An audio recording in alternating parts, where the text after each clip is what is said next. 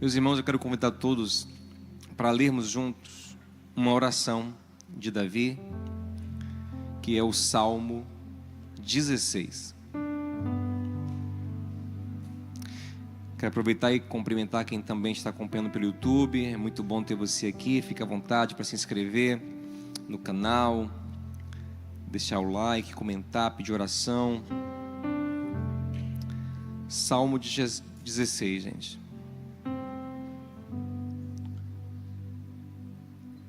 Aí em cima do Salmo 16 na sua Bíblia, talvez tenha uma expressão chamada Mictã de Davi, ou pode ter também poema epigráfico davídico. E tanto uma expressão quanto outra quer dizer que este é um texto destacado. É como se fosse um salmo grifado pelos antigos hebreus. Como se eles dissessem: olha, esse salmo aqui, ele é especial. Ele é um salmo de ouro. É um salmo para que a gente tenha num lugar especial do coração. Não que isso classifique como superior a outros, mas é interessante ver essa nota. É como se você pegasse uma Bíblia de alguém e você visse que ele grifou um certo texto, porque aquilo ele falou de maneira especial ao coração. E aqui é como se os antigos hebreus, os primeiros que organizaram o texto bíblico, eles grifassem esse salmo, dissessem: olha, é um salmo especial para a gente. Eu quero ler com você esse salmo versículo por versículo, começando no versículo 1. Diz assim: protege-me, ó Deus, pois em ti me refugio. Olha que coisa interessante. Davi está pedindo a Deus proteção. E nessa época que Davi escreveu esse salmo, segundo a maioria dos estudiosos, ele estava muito bem. Ele não tinha entrado ainda nas crises pessoais e familiares e governamentais nas quais ele entrou em consequência dos seus pecados graves. Estava muito bem, era um homem honrado, benquisto. E Davi está pedindo proteção a Deus, e ele poderia justificar o seu pedido com muitos argumentos diferentes. Por exemplo, se você hoje fosse pedir a Deus que te protegesse e tivesse que dar um porquê, justificar.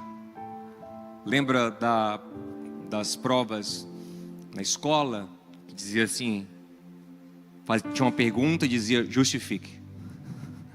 O justifique quebrava a gente, né? Porque você queria colocar sim ou não, a professora falava: justifique. E aí a pergunta é: você quer que Deus te proteja? Sim, justifique. Por que Deus faria isso por você? Por que Ele te protegeria? Eu acho interessante que Davi poderia dizer: Deus me proteja porque eu sou um bom servo teu, e ele não estaria mentindo. Em comparação a outras pessoas, Davi era excelente. Poderia dizer: Senhor, me proteja porque eu sou o teu ungido.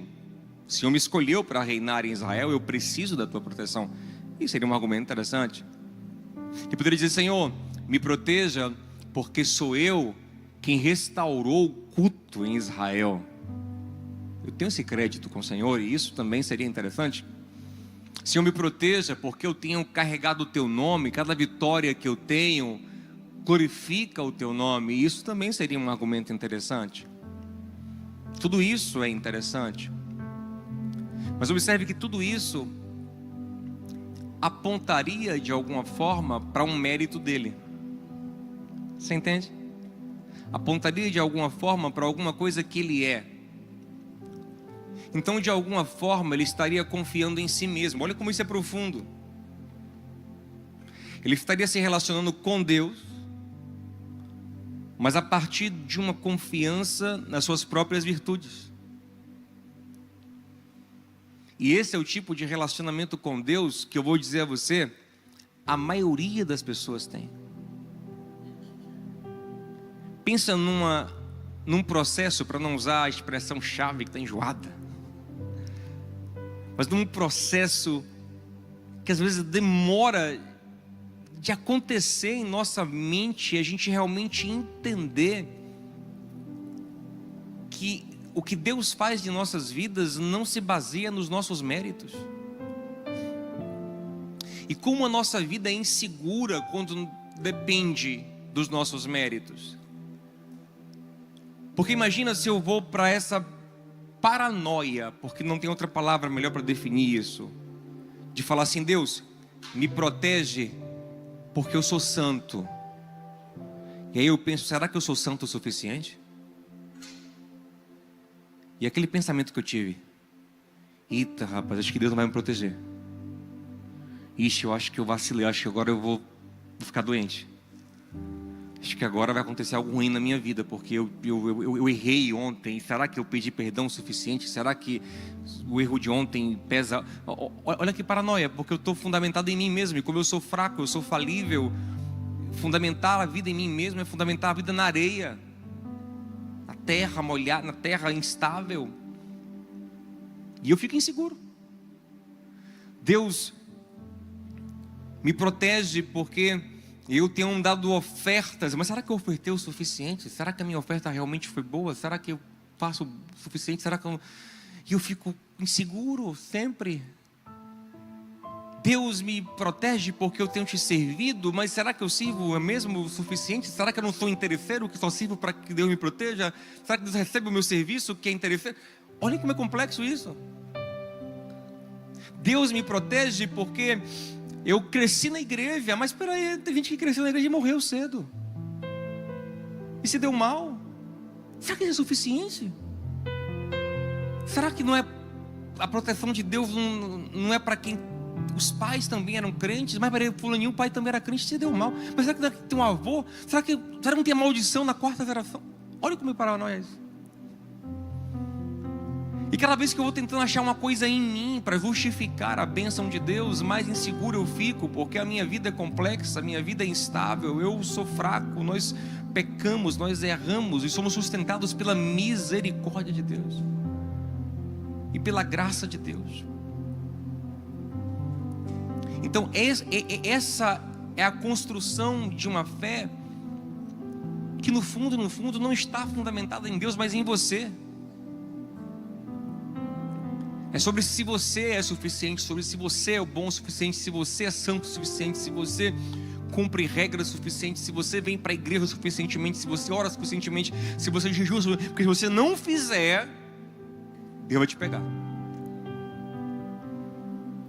Se você orou, se você antes de sair de casa, se você orou, meu Deus, eu peguei a estrada. A gente tem essa paranoia. Eu peguei a estrada, era para eu ter orado antes de entrar na BR. Eu entrei na BR sem orar, fogo de baixo, estou sem cobertura aqui. Eu comecei a comer e não consagrei a comida antes. Eu posso engasgar. É como se Deus fosse esse carrasco. Não orou não, né? Vou deixar engasgar. É como se é sempre as minhas práticas, o meu mérito, o que eu faço, e não o amor incondicional de Deus. Mas Davi, que poderia usar vários argumentos, porque ele tinha vários predicados interessantes, Davi usa o argumento certo. Fala: Senhor, me guarde. Sabe por quê? Porque eu confio em Ti. Não é por nada do que eu sou, mas por quem o Senhor é. Porque eu coloquei minha vida nas Tuas mãos. E gente, qualquer pessoa boa, responsável, quando alguém confia algo a ela, isso gera nela uma resposta positiva. Sabe?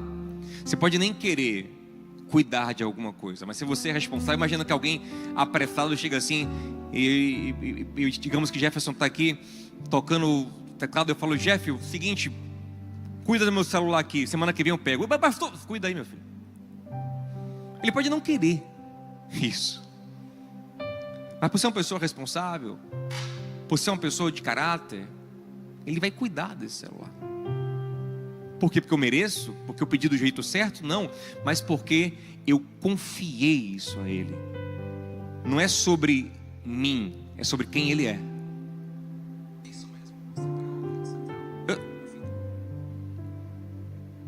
Alguma coisa falou comigo no celular aqui agora. Falaram tão gaiatos agora. Pode falar assim, isso mesmo, você pegou a ideia central. Estava ali na minha pregação. É sobre quem Ele é e não sobre quem eu sou. Paulo fala em 2 Timóteo 1 o seguinte: se nós formos, 2 Timóteo 2, 13, se não me engano, ele fala assim: se nós negarmos ao Senhor, ou seja, nós não quisermos, dissermos para Ele, não te quero, não pactuarmos com Ele, rompermos com Ele, Ele também pode nos negar. Mas se nós formos infiéis, Ele permanece fiel. Por quê? Porque nós somos legais? Não, porque não pode negar a si mesmo. Por causa do caráter dele. Olha como isso é profundo. Ele não pode ser infiel de volta. Ele não dá o troco na infidelidade. Ele não. Se você for infiel, mas você continua com ele, ele é fiel a você. Por causa do caráter dele. Então quando você começa a compreender quem é Deus, você começa a construir a sua fé não em você, mas nele. Você entende como isso é profundo? Mas pastor, como é que fica então a minha resposta? Se a minha resposta não é uma resposta equivalente, se eu não respondo a Deus com mérito, se eu não pago a Deus, se eu não dou uma resposta proporcional ao que Ele me dá, então eu estou sempre aquém do que Ele me dá? Yes. Você entendeu? Então não é uma relação equitativa? Não. Não é equivalente? Não. Não é tipo assim, eu pago o preço, eu vou lá, eu faço, eu aconteço, e Ele vai lá e faz a parte dele. Não, tipo assim, Deus, faça a tua parte. Tem gente que ora assim. E pior, tem igreja que ensina a orar assim: Senhor, faça a tua parte que eu fiz a minha. É brincadeira? Você fala como é que é, Binho? Você fez o quê, amanhã? Olha como Davi ora lá em 1 Crônicas capítulo 29, ele fala assim: Senhor, nós pegamos na tua mão e da tua mão te damos. Quem somos nós para te dar alguma coisa? Nós te damos o que vem das tuas mãos. Até o que eu te dou é o Senhor quem me dá para te dar. Eu não tenho mérito algum. Se acostume a estar numa relação onde você nunca consegue pagar. Ah, pastor, nossa, eu não aceito isso não. Se me der, eu quero dar de volta. Eu sou assim. Orgulhoso. Orgulhosa. Tem gente que é assim, né? Que não consegue receber as coisas. Inclusive não gosta de receber nada para não ficar devendo favor. Só que ninguém que me der, eu não quero dever na hora de ninguém. Se me der, eu tenho que dar melhor ainda. Agora foi uma disputa, né? E tem que dar o melhor. Ele não, me deu esse negócio, ela vai dar o melhor ainda. Eu vou pagar. Não quero que me... Esqueça isso. Pense numa relação que você nunca poderá retribuir. É a sua relação com Deus. O que Ele faz por você é sempre muito mais do que o que você pode fazer. E até o que você faz vem dEle. DEle, por meio dEle e para Ele são todas as coisas. Glória, pois, a Ele eternamente. Amém. Romanos 11:35. Então, você tem que se humilhar e aceitar que você está numa relação de pura graciosidade, de pura misericórdia, de pura generosidade divina. E qual é a resposta que eu tenho que dar a esse Deus para quem eu não posso pagar, mas que tanto me abençoa, que tanto faz por mim? Qual é a resposta da graça? O que é graça? A graça é um favor que ninguém merece. O que se espera da graça? Uma palavra chamada gratidão. Gratidão é um sentimento que nós temos quando reconhecemos que alguém fez algo por nós que nós não merecemos, que nós não podemos pagar. Gratidão não é algo pelo qual eu pago. Gratidão é algo que eu não posso pagar. eu me vinculo em amor, eu tenho um sentimento profundo de gratidão, e esse sentimento me coloca, me aproxima do ser que me beneficia e me faz amá-lo e me faz cativo a este amor voluntariamente. É o que Deus quer. Deus ama quem dá com alegria, satisfação, prazer. É o que Deus quer de você, não alguém preso em amarras obrigatórias da religião, em pesos. Não, Deus quer que você seja feliz por ter Ele na sua vida. É a única coisa que Deus quer de você, é um coração grato, que diga: que maravilha, a melhor coisa do mundo foi conhecer esse Deus maravilhoso. É isso que Deus mais quer, seu coração feliz de ter Ele na sua vida, grato, alegre de reconhecer esse benfeitor que Ele é, esse maravilhoso Deus que Ele é. Isso é um sentimento parecido com um pai e uma mãe maduro. Um pai e uma mãe maduro, gente, se você for num restaurante e você, digamos, foi lá e se empolgou num restaurante chique e pediu os melhores pratos, e quando a conta veio uma nota assim: nossa, tenho como pagar isso aqui não, mas assim, eu vou agradecer ao chefe. Eu vou na cozinha lá, eu vou bater na porta dele, vou dizer: chefe, dinheiro eu não tenho, mas muito obrigado. Que comida, viu? Vou dizer a você, viu? Já comi comida, mas a sua, você tem uma chance de sair preso do restaurante. Tem uma chance de te segurarem lá até você pagar tudo, porque o chefe não quer sua gratidão, porque ele não fez por graça, ele fez por um justo pagamento, ou não tão justo, mas um pagamento. Ele fez uma relação comercial com você, ele não quer sua gratidão, ele quer um pagamento. Ali é pagamento, é mérito. É isso que ele quer um pagamento, porque ele não fez por graça, ele não te ama. O chefe não te ama, provavelmente. Então ele não fez para você ficar com gratidão, ele fez porque é o seu dinheiro.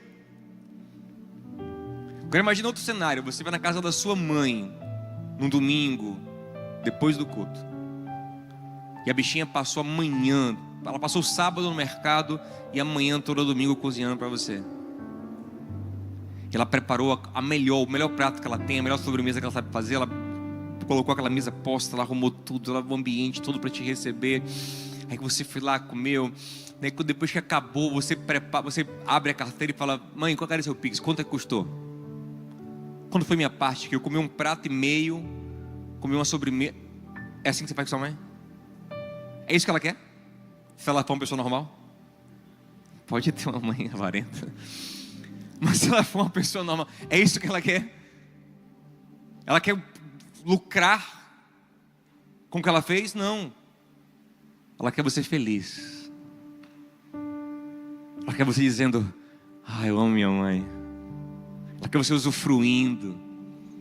Esse é o prazer dela, porque ela não fez para ganhar dinheiro, ela não fez aquela comida, ela fez por amor a você. Ela quer gratidão. Entenda de uma vez por todas que o que Deus faz por você não é esperando nada em troca, Ele faz porque Ele te amou. E a alegria dele é que você tenha gratidão no coração, e seu coração exulte em louvor sincero, em adoração a esse Deus maravilhoso. É o que vamos ver aqui do texto: louvor, gratidão, vontade de cantar, falar dele, falar com ele, amar, se aproximar dele. É isso que ele quer. E aí ele responde a isso, a pessoas que acreditam nele. Fé. Sem fé é impossível agradar a... Porque é necessário que todo aquele que se aproxima de Deus creia que Ele existe e que abençoa todos que o buscam. Hebreus 11:6. Todo mundo que busca o Senhor de verdade é abençoado por Ele. Então Davi está falando: Senhor, me guarda aí, porque eu confio em Ti. E eu repito: confiança depositada em quem tem responsabilidade, em quem é bom, gera uma resposta positiva, gera uma ação, gera um cuidado. E eu quero te convidar hoje a transicionar para esse lugar de pensamento. Confie em Deus, porque é o que Ele quer de você. Se agarre nele. Salmo 91 Diz assim, o Senhor fala assim: porque se apegou a mim, eu o livrarei. Sabe o que eu penso, né, quando eu penso nesse texto? Porque se apegou a mim, eu livrarei. Eu sempre penso, imagina uma cena que tem dois meninos brincando e a brincadeira fica agressiva, vira meio que uma briguinha, um bate no outro. E aí quem bateu corre com medo de receber o troco. E o menino que bateu, que está errado na história, assim, o mais errado, o agressor, ele corre na sua direção, você é um adulto. E o agredido vem atrás, perseguindo o agressor. Aí o agressor chega primeiro em você, agarra nas suas pernas e fala: tio, tia, me ajuda, porque ele quer me bater. E você viu tudo, você viu que ele bateu primeiro. Você viu que ele está errado, mas ele agora agarrou nas suas pernas, falou: tio, me ajuda, porque ele, fulaninho quer me bater, ele quer me bater. Você viu que ele bateu primeiro, o que é que você faz? Não, você está errado, você vai apanhar, você vai tomar o seu agora. Então bata, fulaninho, até segura ele aqui, ó, bata. Você faz isso? Ele pode estar errado como for, você protege e afasta o agressor. Por quê? Porque ele confiou em você. E você é responsável, você tem caráter, você tem sensibilidade, você tem maturidade. Deus é a mesma coisa. Quando você agarra nele, ele dá uma resposta de graça. Mas pastor, então é muito fácil, porque aí eu vou ficar errando, pecando, agarra em Deus, errando, pecando, agarra em Deus, e aí eu nunca, não, porque quem agarra nele de verdade é santificado por ele. A real operação da graça nos constrange. Nossa, quem é esse que me acolhe assim? Quem é esse que me ama quando eu não mereço? Nós só amamos ele porque ele nos amou primeiro. 1 João 4,19. Quem realmente experimenta esse amor começa a amar de volta, e quem ama o Senhor guarda os seus mandamentos. Aquele que tem os meus mandamentos e os guarda, esse é o que me ama.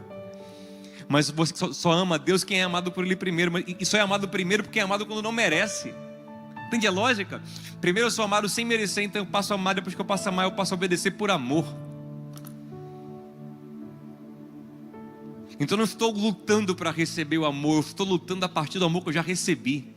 Eu não estou lutando para ser aprovado, eu estou lutando a partir de uma aprovação que eu já tenho no Senhor. É outra forma de pensar. Me segura, Senhor, me protege, Senhor, porque eu sou teu. É por isso. É como um filho que fala ao pai: pai, me dê, mas por quê? O que é que você tem como argumento? Sou teu filho. Sou teu. Confio em ti, dependo de ti, e eu sei que o Senhor é maravilhoso. Eu sei que o Senhor é bom. Eu sei que o Senhor é misericordioso. A minha vida está nas tuas mãos. Quem crê que a sua vida está nas mãos do Senhor? Faça disso a sua confiança. Ele, a bondade dele, a graça dele. E aí vem o versículo 2. Eu gastei todo esse tempo no 1, não sei nem quantos vou poder chegar. Vamos ver quantos dá aqui. A minha ideia era falar todos, mas vamos lá. Ó, o 2. Ao Senhor declaro: tu és o meu Senhor, não tenho bem nenhum além de ti. Quem está falando isso aqui, gente, é um rei rico. Se você abrir o cofre dele, tem ouro, tem prata, tem joias. Mas ele sabe que o bem de verdade da vida dele é o Senhor. É isso que traz segurança para a alma dele, o Senhor. Jesus disse no Sermão do Monte: não juntem tesouro na terra, porque o tesouro da terra, ele perece. Nada na terra traz segurança suficiente. Você pode ter dinheiro, você pode ter influência, você pode ter tudo, mas quem garante de verdade a sua vida? Quem garante que você ficará saudável, que o seu dinheiro não vai embora, que sua empresa não vai quebrar, que seu emprego não vai acabar, que suas relações não vão se fragilizar? Nada, nem ninguém, nada disso é de fato o tesouro onde o nosso coração pode ser colocado, porque onde está o nosso tesouro está o nosso coração. Então Davi, que é um homem rico, ele entendeu quem é o tesouro, não é nada, é o Senhor.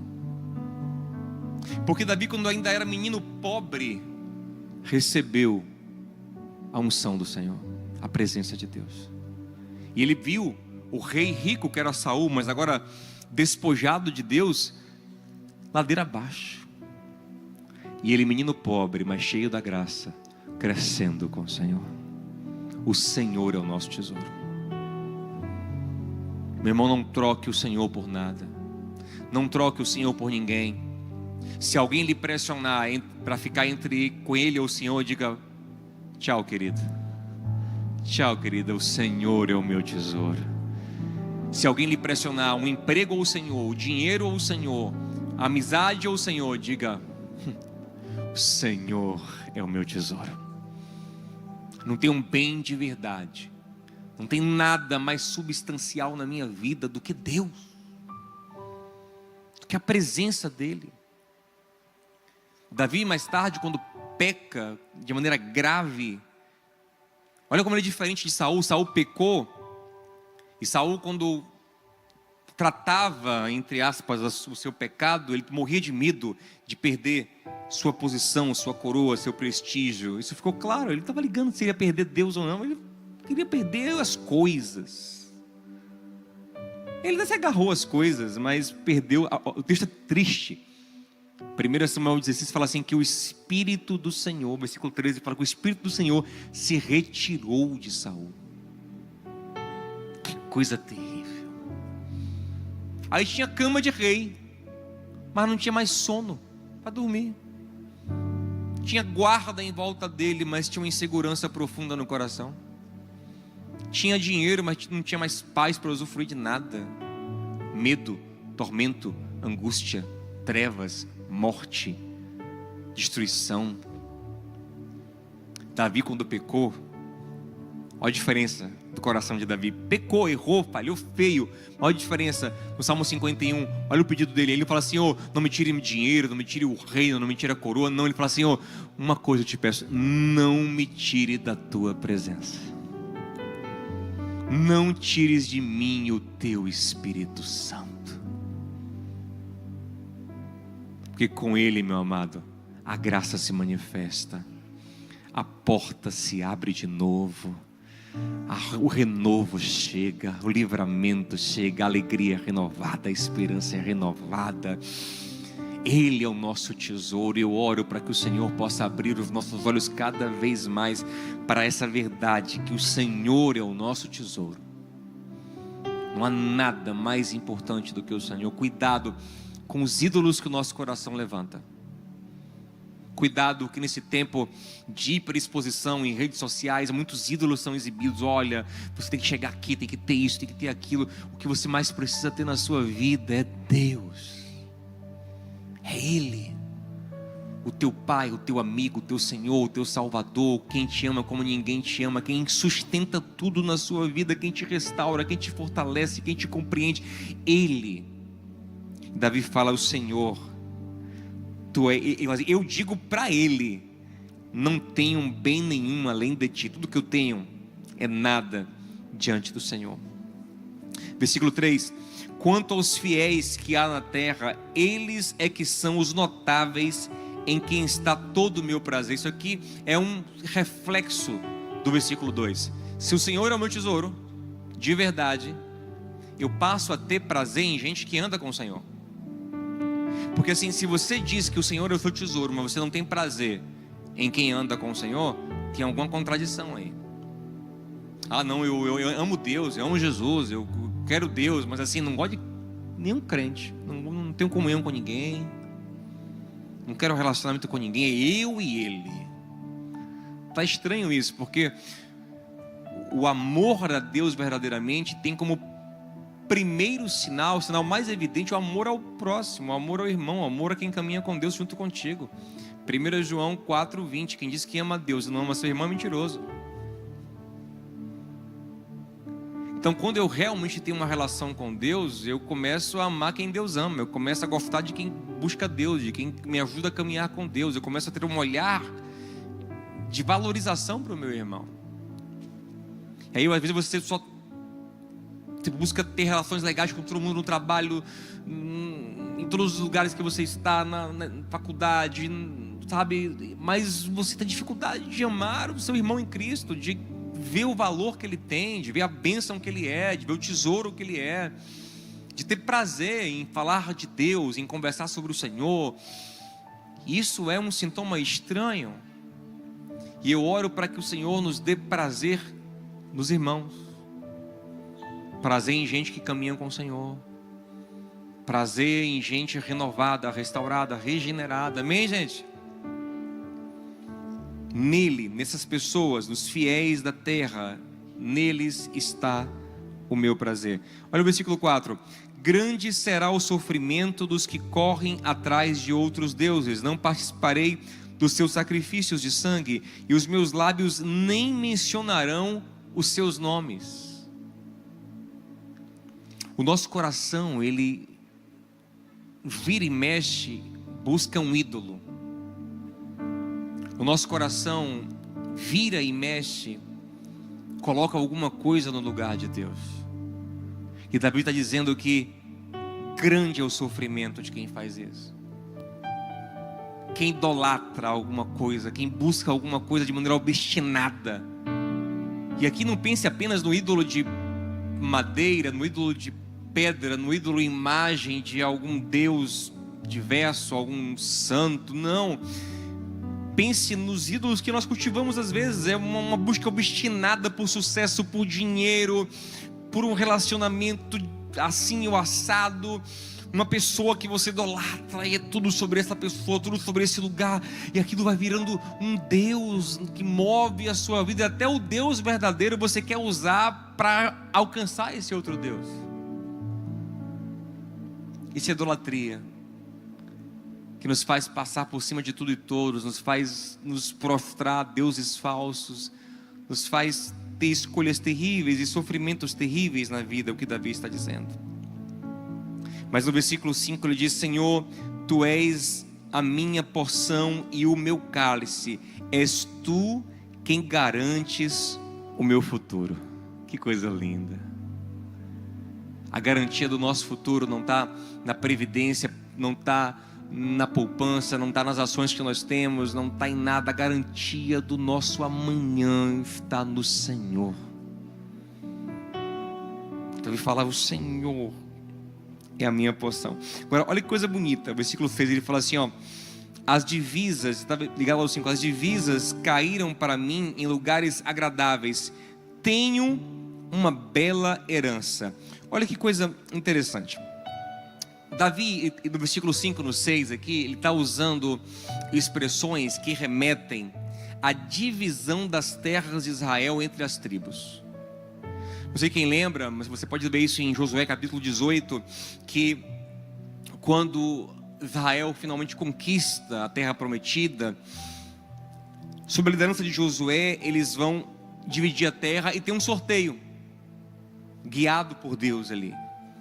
Cada tribo vai ter uma porção.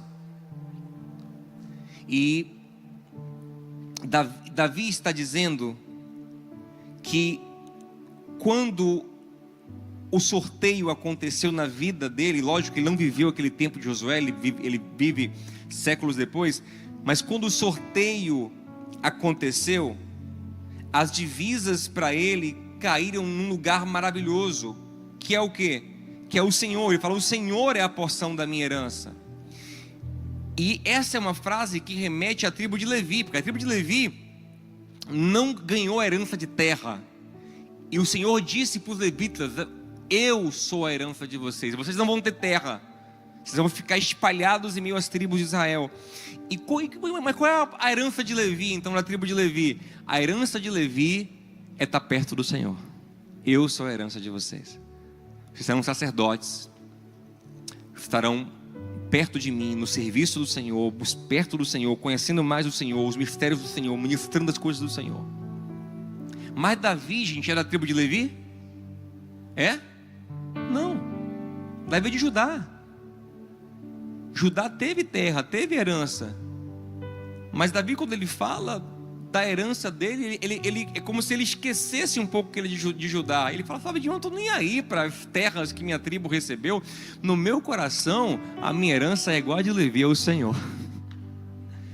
Davi, ele era levita no coração.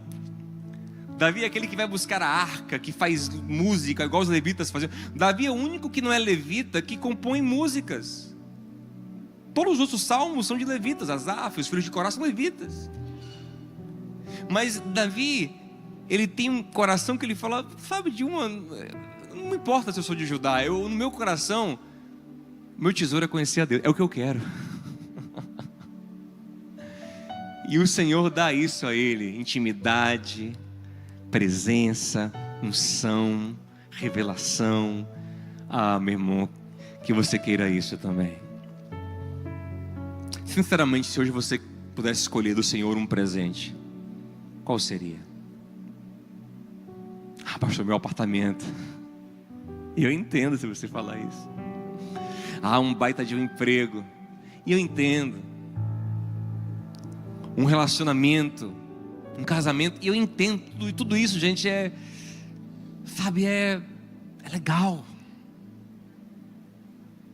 Mas se tivéssemos uma coisa para pedir, quem dera que o nosso coração não tivesse dúvida de dizer: eu quero ser amigo de Deus.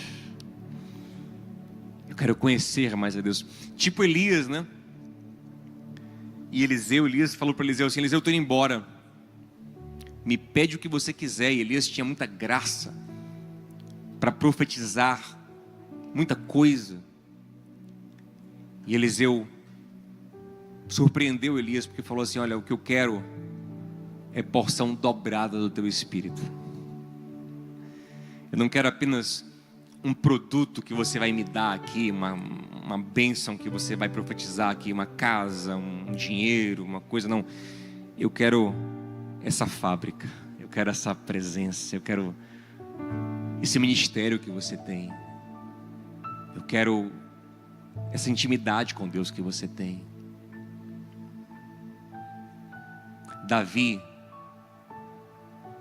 está praticamente dizendo: Senhor, eu não ligo para a coroa, eu não ligo para o trono, não ligo para o dinheiro, tudo isso, amém, é bom, eu uso aqui, mas assim, quando eu olho para a minha herança, sabe qual é a minha herança mesmo? Assim, o que eu recebi como herança é ter o Senhor como meu amigo.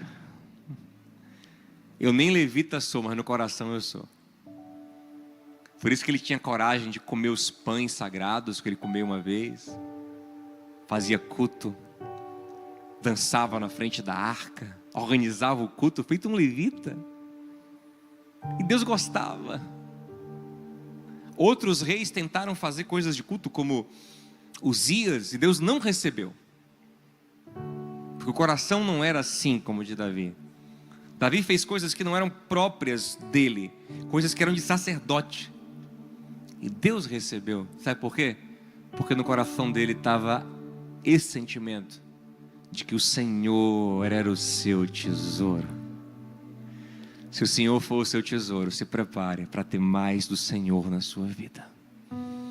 É igual Maria e Marta, né? Maria escolheu ficar ali, nos pés de Jesus. Aí Marta queria tirá-la dali, e o Senhor falou: ela escolheu o quê? A melhor parte. Ninguém tira ela daqui. O que acontecia com Marta e Maria? Isso é Lucas capítulo 10, né? Mais tarde, quando Lázaro morre, o que acontece? Olha que interessante. Jesus chega para elas atrasado, né, no velório, 4 dias depois do falecimento. Aí Marta chega e fala para ele: Senhor, se o Senhor viesse antes, meu irmão não tinha morrido. Jesus fala com ela, mas não se move. Aí vem Maria, e Maria fala exatamente a mesma coisa que Marta falou: Senhor, se o Senhor tivesse vindo antes, meu irmão não tinha. Foi quando Maria falou, o Senhor se acabou de chorar e correu para ressuscitar lá. Por quê? Porque ela escolheu, ela tinha um lugar de intimidade, de conexão com Jesus, que Marta também era uma bênção, mas não desenvolveu. Meu irmão, nosso tesouro é ser amigo do Senhor, é estar perto dEle. Ele é o nosso tudo, amém, gente? Ele é o nosso tudo. E é o que Davi está dizendo. Olha o que ele fala no versículo 7 agora, ó. Bendirei o Senhor que me aconselha, na escura noite o meu coração me ensina. Olha que tesouro. Ele fala, eu caminho tão perto de Deus, que eu percebo Ele me aconselhando. Deus, que coisa maravilhosa. Eu não ando, mesmo na escuridão, eu não ando só. Há uma luz para a minha vida. Eu tenho um conselho, eu tenho direção. Dentro do meu coração tem ensino. Eu sou inspirado, eu sou guiado. A gente não tem tesouro maior do que esse. E por causa da obra do Calvário, nós podemos viver o que Davi viveu e ainda muito mais, porque nós temos um nível de aliança maior do que o de Davi. Nós somos habitação do Espírito Santo de Deus. E Paulo diz em Romanos 8,14 que quem é filho de Deus é guiado pelo Espírito Santo, é aconselhado por Deus, é direcionado por Deus. Mas esse tem que ser o nosso tesouro. E Davi fala, esse é o meu presente, é ter um Deus que me aconselha, é um Deus que fala comigo, mesmo de noite quando eu me deito, mesmo nas horas mais diferentes, eu percebo um Deus, aleluia, que fala comigo, que me guia, que me consola, que me fortalece, que me renova. Não há nada melhor do que isso. Versículo 8, acho que a gente vai conseguir terminar aqui rapidinho. Sempre tem o Senhor diante de mim, com Ele à minha direita não serei abalado. Gente, que coisa linda, que bom é quem pode falar isso com sinceridade, com fé. Sempre tenho o Senhor comigo. Sempre tenho o Senhor comigo. Amanhã é segunda e eu vou ter o Senhor comigo. Depois vem a terça e eu vou ter o Senhor comigo. E vem a quarta e eu vou ter o Senhor comigo. Vem a quinta e eu posso dizer, como Davi disse no Salmo 23, eu sei que bondade e misericórdia me acompanharão por todos os dias da minha vida, porque eu tenho o Senhor comigo. Que maravilha. Versículo 9. Por isso o meu coração se alegra no íntimo, e no íntimo exulto. Ó, lá dentro do meu coração há uma alegria, alegria do Espírito. Gálatas 5:22, né? O fruto do Espírito é também alegria. Romanos 14:17, o reino de Deus é paz, justiça e alegria no Espírito Santo. Eu tenho uma alegria profunda que nada pode dar. Em outro salmo, Davi fala, olha, eu tenho mais alegria do que quem tem abundância de vinho, de azeite, que significa quem é muito rico. Nem ninguém riquíssimo consegue ter a alegria que eu tenho, porque eu tenho a alegria de ter Deus na minha vida, de ter paz com Deus na minha consciência, porque eu fui reconciliado com o Senhor por Jesus, de ser amigo de Deus, de ser filho de Deus. Essa alegria não pode faltar em nosso coração, a mais profunda que existe. Meu coração se alegra no íntimo, mesmo o meu corpo repousará tranquilo, porque tu não me abandonarás no sepulcro, nem permitirás que o teu santo sofra decomposição. Aqui é Davi crendo num livramento completo de Deus, numa salvação completa de Deus, Deus que cuida de tudo, da sua alma, do seu corpo, de tudo na sua vida. E esse texto também, ele é um texto que tem uma palavra profética sobre o Messias, o qual o Senhor não deixou ser decomposto no sepulcro, mas antes da decomposição, no terceiro dia, o Senhor ressuscitou e o fez o Rei do Universo, o nosso Senhor e o nosso Salvador. Porque Davi era tão íntimo de Deus que às vezes as suas palavras refletiam as palavras de Jesus. Eram palavras que falavam do Messias, que era seu descendente na linhagem. Tão cheio do Espírito estava Davi. Isso acontece também no Salmo 22, que ele fala as palavras que Jesus falaria na cruz. E para encerrar, versículo 11: tu me farás conhecer a vereda da vida. Isso aqui é lindo.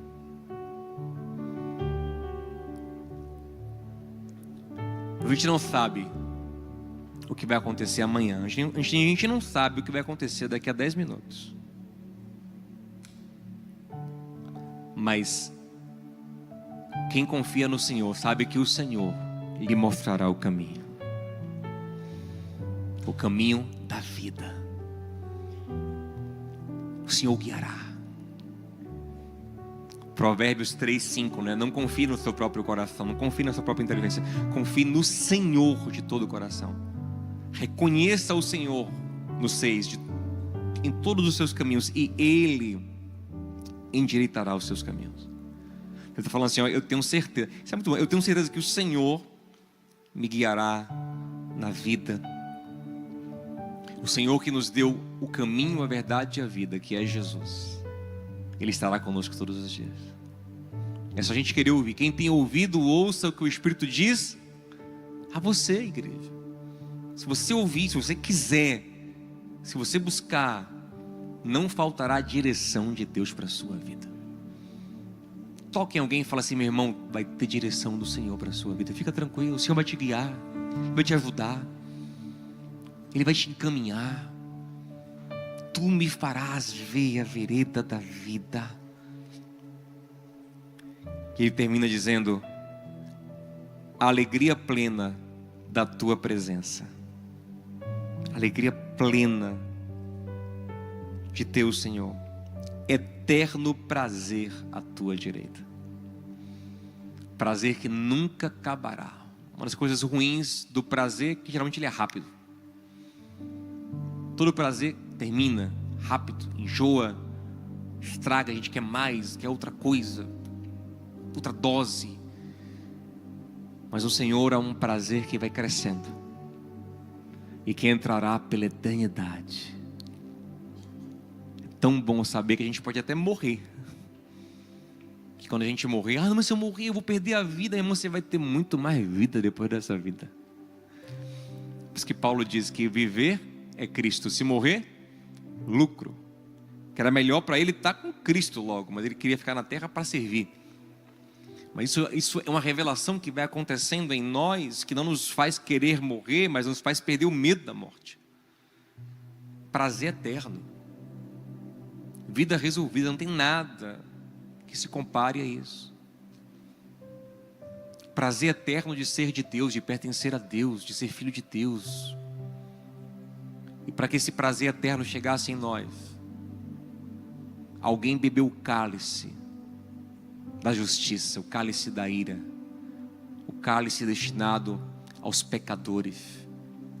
Se outro pecador fizesse isso, não valeria, porque ele teria que pagar seu próprio pecado. Mas para valer isso, tinha que ser alguém santo, e não qualquer pessoa, alguém cuja vida tivesse valor inestimável, uma vida que valesse por todas. Só a vida do Deus encarnado, do Filho de Deus, do santo, do puro, do justo. Ele teve amargura profunda para que o prazer de ser filhos e filhas de Deus fosse derramado sobre nós. Você tem que acreditar nisso. O que eu faço? Acredita. Mas o que eu faço? Não, só acredita. Perguntaram a Jesus uma vez, como é que a gente faz a obra de Deus? Ele falou, a obra de Deus é uma: confiar naquele que Deus enviou. Só faz isso, só confia em mim, só se entrega, que eu conduzo a sua vida. Eu te guio, eu te abençoo, eu te restauro, eu te renovo, eu te alegro, eu te sustento, eu te fortaleço. Amém? Vamos receber o cálice e o pão. Sentadinho como você está mesmo, pegue esse pão, pegue esse cálice. Tudo que nós temos e somos, porque Jesus nos deu. E a única coisa que Ele nos pede, a princípio, é isso: confie, acredite, receba. E a nossa mente pode falar a princípio, não é possível que é tão simples, não é possível que é só confiar, que é só acreditar, não é possível, eu tenho que fazer alguma coisa. Mas é justamente isso que faz tudo. É o confiar nele, é o acreditar nele, é o receber dele, é o ser amado por ele, que faz tudo. Confie, receba, acredite, aceite, creia nesse amor, se entregue a esse amor. Acredite que Ele é tão bom, mas tão bom, que Ele supera as nossas imperfeições. O amor dele é tão perfeito, tão maravilhoso, que supera as nossas imperfeições, supera as nossas debilidades. Aceite a bênção de pertencer a Deus, de ser amado por Deus, de ser cuidado por Deus. E se isso não faz muito sentido para você, peça a Deus que abra o seu coração, abra os seus olhos para que você enxergue. É o que Paulo fala aos Efésios: eu oro para que o Senhor abra os nossos olhos, os olhos dos nossos corações, para que enxerguemos, experimentemos, conheçamos a altura, a profundidade, a largura, o comprimento do amor de Deus que excede todo entendimento.